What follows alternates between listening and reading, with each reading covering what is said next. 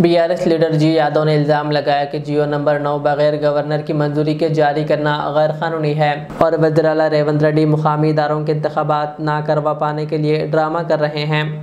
उनका कहना था कि बीसी तबक़ात को धोखा देकर वोट लेने की साजिश हो रही है और मुतालबा किया कि कामारेड्डी डिक्लेरेशन में किए गए वादे नाफिज किए जाएँ। उन्होंने कहा कि कामारेड्डी बीसी डिक्लेरेशन में रिजर्वेशन फंड्स, फलाह बहबूद, तालीम और पेशा वराना तबकों के लिए कई वादे शामिल हैं, जैसे बीसी रिजर्वेशन 42% तक बढ़ाना, नौजवानों को सूद से पाक खर्च देना, हर ज़िले में एक नए तालीमी इदारे और दुकानों के लिए कॉम्प्लेक्स कायम करना व दीगर तरक्याती स्कीमें शामिल हैं। इन्हें फौरी नाफिज किया जाए। इसी तरह दीगर बीआरएस लीडर्स ने भी हुकूमत पर शदीद तनकीद करते हुए कई सवालात किए। ఇప్పటివరకు ఏ ఒక్క మాట మీద కూడా ముఖ్యమంత్రి నిలబడడం లేదు। మరి 6 గ్యారెంటీల్లో మరి తులం బంగారు ఇస్తా, లక్ష్మి కళ్యాణ లక్ష్మి అన్నాడు, వికలాంగులకు 6000 ఇస్తా అన్నాడు, అత్తకు 2500, కోడలికి 2500 ఇస్తా అన్నాడు। 4000 ఎక్కడవా, 2500 ఎక్కడవా? మరి రైతాంగానికి మరి నిండా ముంచడం జరిగింది। దాదాపు 22 నెలలు జరిగింది। 4 కార్లకు వస్తుంది రేపు మళ్ళీ। మరి యాసంగి మన వర్షాకాలం అయిపోయింది, యాసంగి కూడా వచ్చే పరిస్థితి ఉంది। ఇప్పటి వరకు రైతాంగానికి కూడా రైతు బంధు ఎగగొట్టిన, ఎగనామం పెట్టిన ఏకైక ముఖ్యమంత్రి। ఇంత అబద్ధాల కోరు, ఇంత బందిపోట్లు ఎక్కడ కూడా మనం చూడలేదు। ఇవాళ నిలువున బీసీ నాయకులను, బీసీ సమాజాన్ని ముంచడానికి ఒక గవర్నర్ ఆమోదం లేదు। మరి ఆ గవర్నర్తో ఆమోదం తీసుకొని ఆ జీవో పాస్ చేసి ఉండాలి। షెడ్యూల్ 9లో కూడా చేర్చలేదు। ఇవల్ల ఏంటంటే స్థానిక సంస్థలను ఎట్లయినా వాళ్ళే అడ్డుకుంటారు। నేను ఈ అమలు కాని జీవోలను అమలు చేస్తే కోర్టుకు వెళ్తారు, ఆ తర్వాత ఈ ఎన్నికల నిర్వహణ కూడా నాకు ఉండదు, నేను ప్రయత్నం చేస్తా కానీ మొత్తం వాళ్ళే అడ్డుకున్నారు అని ఇతర పార్టీల మీదనో లేకపోతే బీసీ సమాజం మీద వేయడానికే రేవంత్ రెడ్డి పూనుకున్నాడు తప్ప వారికి ఎన్నికలు పెట్టి మళ్ళీ కింది స్థాయి నాయకత్వాన్ని సర్పంచ్నో, ఎంపీపీనో, జడ్పీటీసీనో వీళ్ళ పెత్తనం ఏంది? నేనే రాజు, నేనే మంత్రి, నేను నా మంత్రులు, నా ఎమ్మెల్యేలు ఉంటే చాలు తప్ప ఈ ప్రాంతంలో తెలంగాణలో నేను ఉన్నంత వరకు స్థానిక సంస్థలు జరగకూడదు అనేది ఆయన అంతర్మదనం, ఆయనకున్న లోపాయికారి ఒప్పందం ఇది। ఈరోజు ప్రభుత్వాన్ని ఏ పల్లెకు వెళ్ళినా ఈసడించుకుంటున్నాడు, చీదరించుకుంటున్నాడు। ఏ ఆడబిడ్డను అడిగినా, ఏ చిన్న పాపలను అడిగినా, మరి చనిపోయే ముసలి వాళ్ళని అడిగినా కూడా తిట్టుడు తప్ప వేరేం లేదు। ఈ సర్కారు 22 నెలల చేసింది ఏం లేదు, సంకనాకి ఇచ్చిందే ఎక్కువ ఉంది। కావున బీసీ సమాజం కూడా మేల్కోవాలి।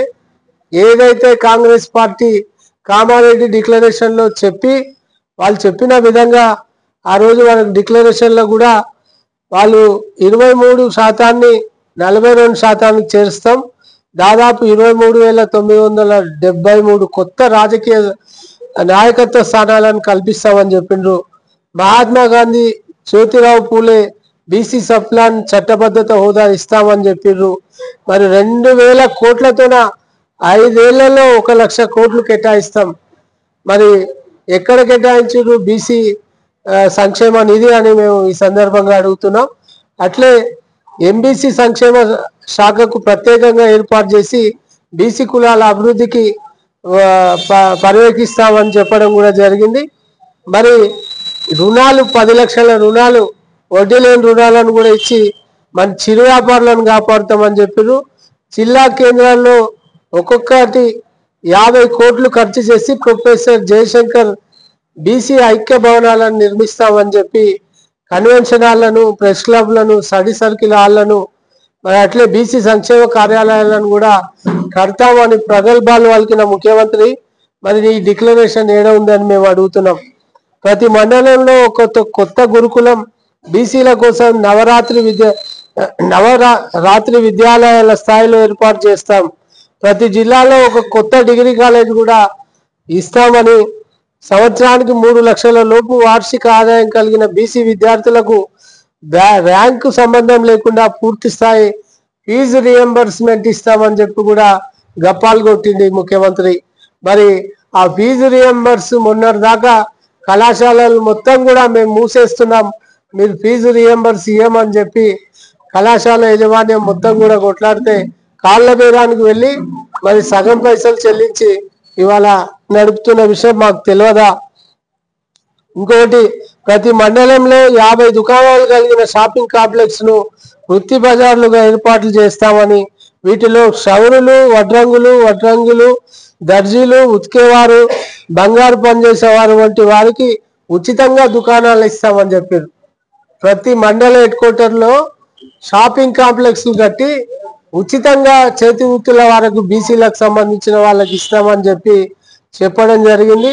అట్లే వృత్తి వర్గాల పింఛను వయసు 50 ఏళ్ల నుంచి 50 ఏళ్లకే తగ్గిస్తామని చెప్పి ప్రస్తుతం ఇది తోడి టాపర్లుగా రివర్స్ కి వర్తిస్తుందని ఎన్నికలు నిర్వహించిన బీసీ కార్పొరేషన్ మరియు ఫెడరేషన్ నమోదైన ప్రతి సంఘానికి 10 లక్షల ఆర్థిక సాయం కూడా చేస్తామని చెప్పడం కూడా జరిగింది.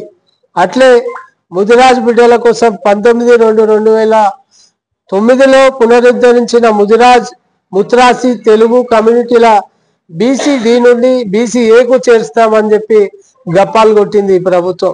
అట్లా రాష్ట్ర ప్రభుత్వం నిన్న రిజర్వేషన్ల పేరిట ఒక సమావేశం పెట్టి రిజర్వేషన్లు ప్రకటించడం జరిగింది. ఆ రిజర్వేషన్లో అన్నీ కూడా తప్పుల తడకనే. గత ప్రభుత్వంలో కేసీఆర్ గారి హయాంలో బీసీలకు, ఎస్సీలకు, ఎస్టీలకు చాలా గౌరవం ఇచ్చి అందరినీ సమానంగా చూసింది. ఎస్టీలకు రాజ్యం మనదే, ఊరు మనదే అన్నట్లు వాళ్ళకి ఇచ్చి వాళ్ళు ఒక రాజ్యాన్ని ఏలిచ్చింది. వాళ్ళని ఈ రోజు కూడా గౌరవిస్తుంది బీఆర్ఎస్ పార్టీ. అదేవిధంగా కాంగ్రెస్ పార్టీ ముఖ్యమంత్రి గారు నేను తొక్కుకుంటా పోతున్నాను వాళ్ళ పార్టీలో ఏ విధంగా అయితే చెప్పిండో, ఇవాళ బీసీలను కూడా తొక్కుకుంటా పోయి 42% అని అంటున్నారు. కానీ 42% మాకు ఇంకా సమంజసం కాదు. ఇంతకుముందు రమేష్ అన్న గారు చెప్పినట్లు 55% దాకా ఆ రోజు కేసీఆర్ రిజర్వేషన్ ఇచ్చిండు. ఇప్పుడు తగ్గినట్లా పెరిగినట్లా? మేము ఆనాడు 55% ఇచ్చిన మా గవర్నమెంట్, ఇవాళ 42% అంటున్నాం. అది కూడా చట్టబద్ధత లేదు. జీవో ఇచ్చినావు, ఆ జీవో చెల్లదు, కోర్టు నిలబడదని తెలుసు, నీకు బాగా తెలిసి కూడా ఆ జీవో ఎట్లిస్తావు? కోర్టు నీకు ముట్టికాయలు వేస్తే ఇంకా మీకు మధ్య రాకపోతే మధ్య ఇంకెప్పుడు మోసం, ఇంకెన్ని దినాలు మోసం చేస్తావు? కాబట్టి మేము ప్రధానంగా డిమాండ్ చేసేది ఏంటంటే అన్ని రిజర్వేషన్లు చట్టబద్ధత కావాలి. గవర్నర్ దగ్గర పెండింగ్ ఉంది, నీకు ఇచ్చే హక్కు లేదు, అర్హత లేదు. ఆ బట్టగాల్సి మంది వినేస్తే వాళ్ళు తల్లుకోనని చెప్పి ఆ బాలు ప్రజల లోపల వేసిండు. ప్రజలు చాలా తెలివిమంతులు, ఎవరు ఏ నాటకం ఆడుతుండ్రు, ఎట్లా మోసం చేస్తుండ్రు అనేది మీకన్నా ముందే ప్రజలు గుసగుసలాడుకుంటూ హోటళ్ళ దగ్గర, కూడళ్ళ దగ్గర, రచ్చకట్టల కూర్చొని చర్చ చేస్తున్నారు. ఈ ఎన్నికలు జరపకపోవడం వల్ల గ్రామ పంచాయతీలు, మున్సిపాలిటీలు చాలా నష్టపోతున్నాయి. ఆ ఉసురు నీకు తప్పక ముట్టదు. ఎందుకంటే ఇలా ట్రాక్టర్లకు డీజిల్ పోసేటోళ్ళు లేరు. మాజీ సర్పంచులు మా వాళ్ళు ఇక్కడ ఉన్నారు. ట్రాక్టర్లకు డీజిల్ పోసేటోళ్ళు లేడు, ఒక ఊడ్చటోళ్ళు గీతం ఇచ్చేటోళ్ళు లేడు, పంచాయతీ సెక్రటరీ అలిగింత కూర్చుంటారు, జెండా వందనం చేసే పైసలు కూడా లేవు వాళ్ళకు.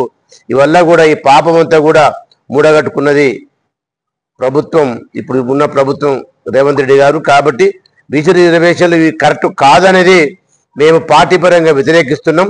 బాధాత్మ చట్టబద్ధత చేసి ఎలక్షన్ జరగాలి. రిజర్వేషన్ ఖచ్చితంగా చట్టం తెచ్చి మరి బీసీలకు రిజర్వేషన్ కల్పిస్తామని చెప్పేసి కామారెడ్డి డిక్లరేషన్లో, బీసీ డిక్లరేషన్ సభలో చెప్పడం జరిగింది. మరి కాంగ్రెస్ ప్రభుత్వం ఏర్పడి దాదాపు 2 సంవత్సరాలు అవుతుంది.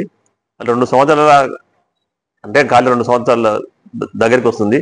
మరి ఇంతకాలం ఈ బీసీ రిజర్వేషన్లను పక్కన పెట్టి స్థానిక సంస్థల ఎలక్షన్లు జరపకుండా కాలయాపన చేస్తూ మరి హరిబరిగా తొందరపాటు నిర్ణయం తీసుకొని 2 గవర్నర్కు మరి అసెంబ్లీ తీర్మాన కాపీ పంపి మరి అసెంబ్లీ చేసిన కాపీని గవర్నర్ దగ్గరనే పెండింగ్లో ఉండగానే మళ్ళా ఒకటి జీవో నెంబర్ 9 అని చెప్పేసి 42% బీసీలకు రిజర్వేషన్లు ఇస్తూ ఎన్నికలకు వద్దామని చెప్పేసి మళ్ళా ఒక కొత్త డ్రామాకు తెరలేపి మరి కోర్టులో కేసు ఉండగానే మరి ఇది చేయడం కాంగ్రెస్ ప్రభుత్వానికి మంచి పద్ధతి కాదు. మళ్ళీ చట్టసభలో ఈరోజు స్థానిక సంస్థల్లో 42% బీసీలకు ఇస్తున్నామని చెప్తున్నారు. కానీ ప్రస్తుతం జరిగిన సర్పంచ్, ఎంపీటీసీ, జెడ్పీటీసీ ఎలక్షన్లు మీరు గమనిస్తారంటే మరి 50% పైగానే బీసీలో పోటీ చేయడం జరిగింది.